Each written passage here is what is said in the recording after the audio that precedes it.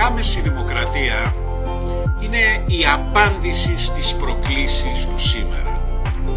Σκεφτείτε την Ισλανδία. Μετά την οικονομική της κρίση, οι πολίτες πήραν την κατάσταση στα χέρια τους με την ειρηνική τους και με την ειρηνική τους επανάσταση δημιούργησαν μια συντακτική συνέλευση όπου ο καθένας είχε φωνή. Αντί να περιμένουμε λοιπόν από τους πολιτικούς, μπορούμε να συμμετάσχουμε ενεργά στη διαμόρφωση του μέλλοντός μας.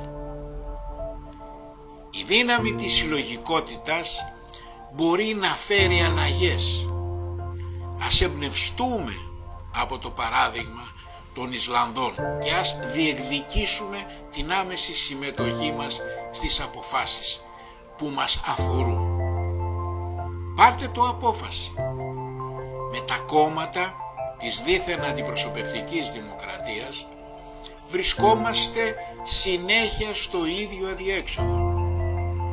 Κάθε εκλογές οι υποσχέσεις πέφτουν βροχή, αλλά οι αλλαγές είναι ανύπαρκτες.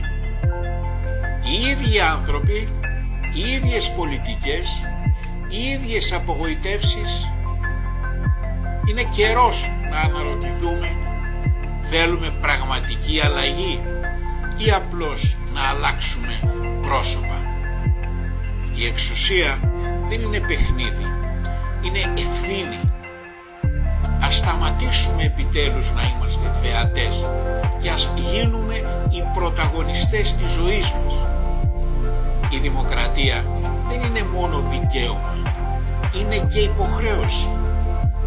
Γι' αυτό πάμε για συντακτική εθνοσυνέλευση, συνέλευση του έθνους των Ελλήνων.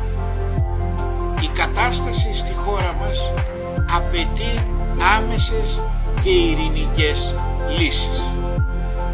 Μια συντακτική συνέλευση θα μας δώσει την ευκαιρία να επαναστατήσουμε όχι με βία αλλά με ιδέες. Να συζητήσουμε, να διαφωνήσουμε, αλλά κυρίως να συμφωνήσουμε για το μέλλον μας, για το μέλλον των παιδιών μας.